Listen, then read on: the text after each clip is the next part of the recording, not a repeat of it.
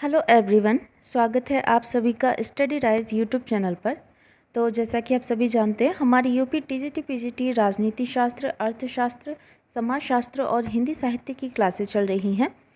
जो भी बच्चे इसकी तैयारी कर रहा है तो हमारे यूट्यूब चैनल से ज़रूर जुड़े। तो आज का जो प्रैक्टिस सेट है ये है प्रैक्टिस सेट नंबर 3। जिसने 2 नहीं देखे हैं तो वो लोग प्लेलिस्ट में जाकर देख सकते हैं। एक अलग से प्लेलिस्ट बनी हुई है, तो आप वहाँ से जाकर भी चेकआउट कर सकते हैं। और इसके अलावा जो भी बच्चा चैनल पर पहली बार आया है तो चैनल को ज़रूर सब्सक्राइब करें, साथ ही साथ बेल आइकन को भी प्रेस कर लें। जब भी वीडियो अपलोड की जाएगी तो आपके पास नोटिफिकेशन आ जाएगा। तो चलिए फिर आज की वीडियो स्टार्ट करते हैं। तो आज का जो पहला क्वेश्चन है ये है क्वेश्चन नंबर 1। निम्न में से राज्य का मूल तत्व क्या है? तो राज्य का मूल तत्व हमें बताना है। राज्य का मूल तत्व क्या है? तो सर्वसत्ता है, खजाना है, सेना है या फिर राजा है। तो राज्य का मूल तत्व की बात की जा रही है तो इसमें क्या हो जाएगा राइट आंसर? तो ये हो जाएगा ऑप्शन नंबर ए, सर्वसत्ता। ठीक है, क्या हो जाएगा? सर्वसत्ता। सर्वसत्ता यानी कि संप्रभुता। संप्रभुता, ठीक है, क्या हो जाएगा इसमें? संप्रभुता यानी कि सर्वसत्ता। तो फर्स्ट का जो राइट आंसर है ये है ऑप्शन नंबर ए। नेक्स्ट है क्वेश्चन नंबर 2। निम्नलिखित में से कौन सा राज्य नहीं है? अब कौन सा इसमें राज्य नहीं है वह हमें बताना है। तो देखो, राजस्थान, नेपाल, बांग्लादेश या फिर श्रीलंका। तो इसमें बताना है कि कौन सा राज्य नहीं है। तो राज्य क्या होता है? तो राज्य में कुछ आवश्यक तत्व होते हैं। कौन कौन से? तो सबसे पहले होती है जनसंख्या, एक निश्चित क्षेत्र होता है, तीसरा जो होता है वह होती है सरकार, और चौथा संप्रभुता। ये सभी राज्य के आवश्यक तत्व हैं। और इन तत्वों में जो सबसे ज़्यादा सबसे अधिक जो महत्वपूर्ण तत्व है तो वह है संप्रभुता यानी कि सर्वोच्च सत्ता, जिसके आधार पर राज्य को अन्य सभी समुदायों से पृथक किया जाता है। और राज्य के लिए संप्रभुता का वही महत्व है जो कि एक जो व्यक्ति है उसको जीवन के लिए प्राणों का होता है, उसी प्रकार राज्य के लिए संप्रभुता का भी वही महत्व रहता है। अच्छा, संप्रभुता के बिना राज्य के अस्तित्व की कल्पना नहीं की जा सकती। इसलिए इसमें देखो, इसमें क्या दिया गया है? बांग्लादेश, नेपाल, श्रीलंका, ये सभी तो राज्य हैं क्योंकि इनमें संप्रभुता पाई जाती है। जबकि जो राजस्थान है, इसमें दिया गया ऑप्शन ए, जबकि जो राजस्थान है ये क्या है? ये भारत संघ राज्य की इकाई है, ये संप्रभुता संपन्न राज्य नहीं है। ठीक, तो इसमें जो राइट आंसर है ये हो जाएगा ऑप्शन नंबर ए, इसमें राइट आंसर होगा। नेक्स्ट है क्वेश्चन नंबर 3। सप्तांग सिद्धांत का प्रतिपादक कौन था? सप्तांग सिद्धांत का प्रतिपादक कौन था? तो रूसो है, मनु है, कौटिल्य है या फिर गांधी है। तो सप्तांग सिद्धांत का प्रतिपादक कौन था? तो ये है ऑप्शन नंबर सी, कौटिल्य। कौन है? Option number C, Kautilya. तो इसमें जो राइट आंसर है ये ऑप्शन नंबर सी इसमें सही आंसर होगा। नेक्स्ट है क्वेश्चन नंबर 4। निम्नलिखित में से कौन प्राचीन भारतीय विचारकों द्वारा प्रतिपादित राज्य के सप्तांग सिद्धांत के 7 अंगों में नहीं है? तो क्या बोल रहा है इसमें? निम्नलिखित में से कौन प्राचीन भारतीय विचारकों द्वारा प्रतिपादित राज्य के सप्तांग सिद्धांत के 7 अंगों में नहीं है? जो नहीं है वह हमें बताना है। तो सबसे पहले है स्वामी, पुरोहित, पुर या फिर कोश। तो प्राचीन भारतीय विचारक कौटिल्य द्वारा प्रतिपादित राज्य के सप्तांग सिद्धांत के 7 अंगों में पुरोहित का उल्लेख नहीं है। ठीक है, किसका उल्लेख नहीं है? पुरोहित का उल्लेख नहीं है। तो कौटिल्य राज्य को ये सावयव मानते हैं। जो कौटिल्य हैं वह राज्य को क्या मानते हैं? सावयव मानते हैं। राज्य के 7 अंगों को मानने के कारण कौटिल्य का राज्य की प्रकृति संबंधी सिद्धांत सप्तांग सिद्धांत कहलाता है। ठीक है, सप्तांग सिद्धांत कहलाता है क्योंकि इन्होंने क्या माना है? 7 अंग इन्होंने माने हैं राज्य के। तो इनके 7 अंग कौन कौन से? सबसे पहले है स्वामी, दूसरा है अमात्य, तीसरा है जनपद, चौथा है दुर्ग, पांचवा है कोश, छठवां है दंड और सातवां है ये है मित्र। लेकिन इसमें जो इसमें ऑप्शन दिया गया है ऑप्शन नंबर बी, पुरोहित, ये नहीं है। ठीक है, तो इसमें नहीं पूछा था, सप्तांग सिद्धांत के 7 अंगों में नहीं है, तो कौन सा नहीं है? पुरोहित नहीं है। ठीक है, नेक्स्ट क्वेश्चन की बढ़ते हैं। Question number 5। निम्न में से कौन सा वर्ग षाड्गुण्य का भाग भाग नहीं है। तो सबसे पहले ऑप्शन दिए गए हैं संधि विग्रह, यान आसन, द्विवेदी भाव संधि या फिर षड्यंत्र और पंचशील। तो इसमें बताना है कि इसमें से कौन सा भाग नहीं है। तो इसमें जो देखो राइट आंसर होगा ये हो जाएगा ऑप्शन नंबर डी, इसमें राइट आंसर है, यानी कि षड्यंत्र और पंचशील।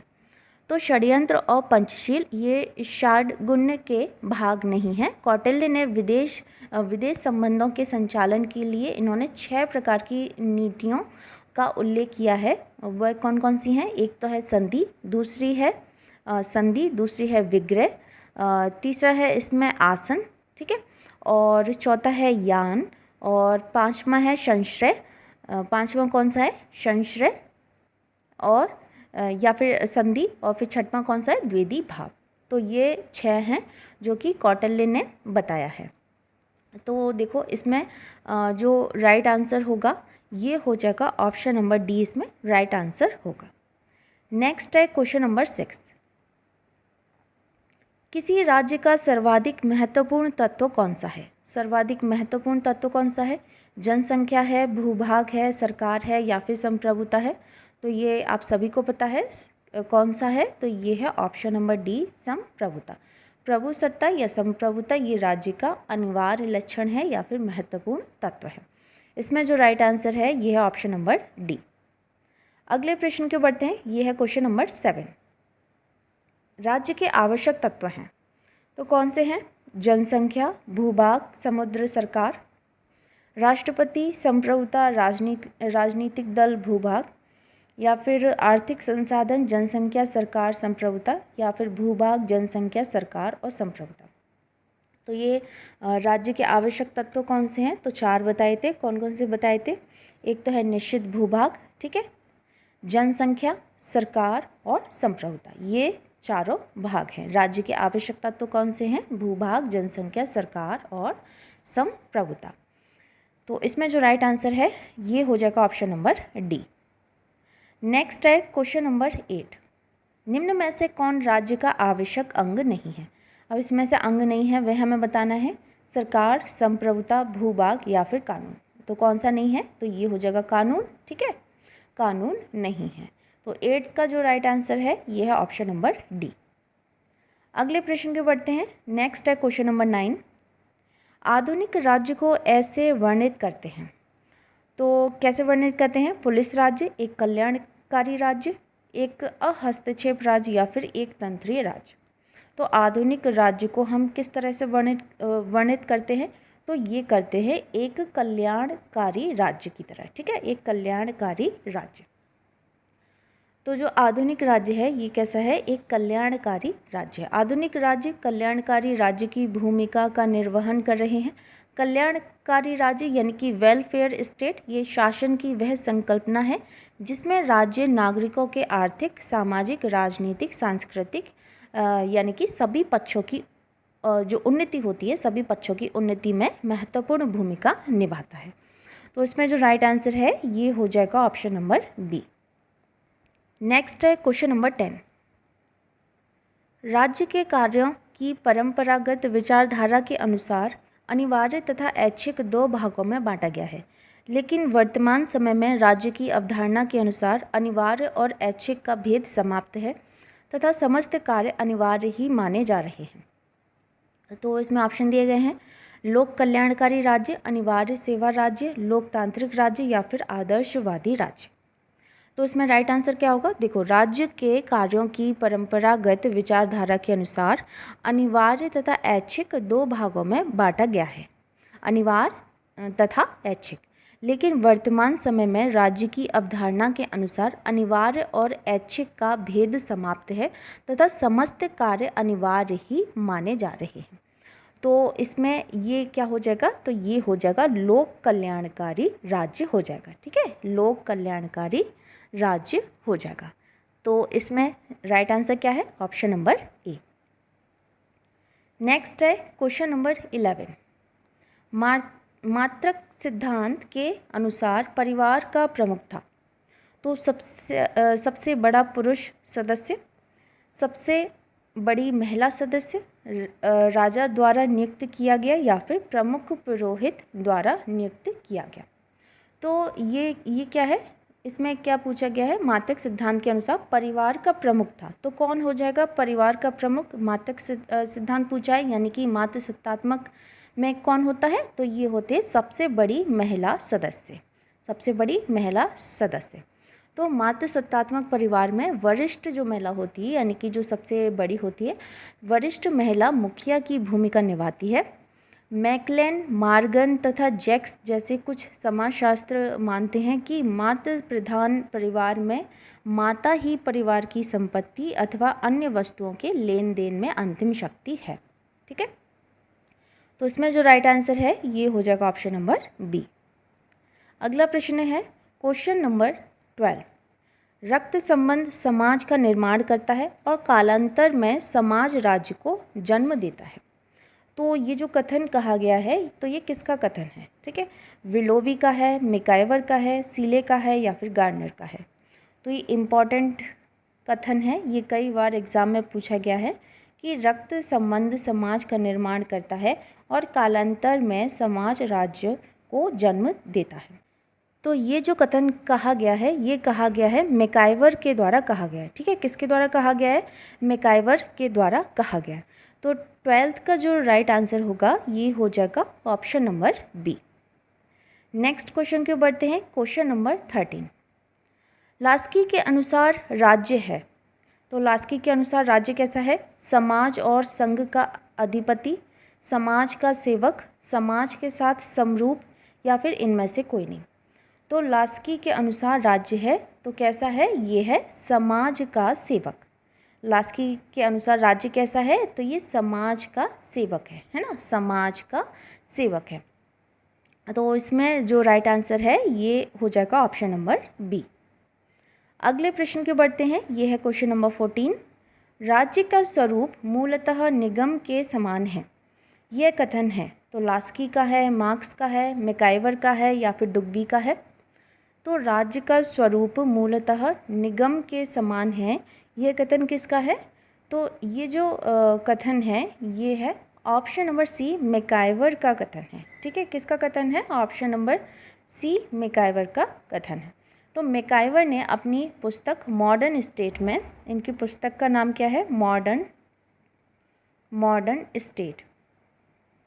ठीक, अपनी पुस्तक मॉडर्न स्टेट में बहुलवादी विचारधारा का पक्ष पोषण किया और इनके अनुसार राज्य समाज के अन्य अनेक संस्थाओं में से केवल एक संस्था है। इसके कार्य अनोखे ढंग के हैं। राज्य में एक निगम की सभी अनिवार्य विशेषता हैं और उसकी सीमाएं, उसके अधिकार क्षेत्र और उनकी जिम्मेदारी सभी कुछ है, ये सब निश्चित की गई हैं। और निगम की तरह राज्य के भी अधिकार और कर्तव्य हैं। लास्की भी राज्य को सामाजिक समन्वय करने वाली संस्था या सार्वजनिक सेवा निगम की संज्ञा देता है। ठीक है, तो इसमें जो राइट आंसर है ये हो जाएगा ऑप्शन नंबर सी, मैकाइवर का। अच्छा, अगला प्रश्न है, ये है क्वेश्चन नंबर 15 और आज का लास्ट क्वेश्चन है। निम्नलिखित में से कौन सा लॉक के सामाजिक समझौता सिद्धांत के अनुसार एक प्राकृतिक अधिकार नहीं है? तो जीवन का अधिकार, धर्म का अधिकार, स्वतंत्रता का अधिकार या फिर संपत्ति का अधिकार। तो लॉक के अनुसार सामाजिक समझौता सिद्धांत के अनुसार एक प्राकृतिक अधिकार नहीं है। तो इसमें कौन सा नहीं है? तो ये हो जाएगा ऑप्शन नंबर बी, धर्म का अधिकार। कौन सा नहीं है? धर्म का अधिकार नहीं है। तो लॉक के अनुसार प्राकृतिक अवस्था में मनुष्यों को प्राकृतिक अधिकार प्राप्त थे और प्रत्येक व्यक्ति अन्य व्यक्तियों के अधिकारों का आदर करता था। इसमें मुख्य रूप से तीन प्राकृतिक अधिकार थे, वे कौन कौन से हैं? जीवन, स्वतंत्रता और संपत्ति। जीवन, स्वतंत्रता और संपत्ति, ये तीन मुख्य थे। ठीक है, जीवन, स्वतंत्रता और संपत्ति के थे। और तो इसमें कौन सा नहीं हो जाएगा? तो ये हो जाएगा धर्म का अधिकार। हमसे नहीं पूछा था, ये एक प्राकृतिक अधिकार नहीं है, तो कौन सा नहीं है? धर्म का अधिकार नहीं है। तो 15 का जो राइट आंसर है ये है ऑप्शन नंबर बी। तो फ्रेंड्स, ये थी आज की वीडियो। अगर आपको पसंद आती है तो वीडियो को लाइक, कमेंट, शेयर ज़रूर करें और जो भी चैनल पर पहली बार आए हैं तो चैनल को सब्सक्राइब ज़रूर करें। मिलते हैं नेक्स्ट वीडियो में नेक्स्ट टॉपिक के साथ या नेक्स्ट प्रैक्टिस सेट के साथ। तब तक के लिए थैंक यू सो मच।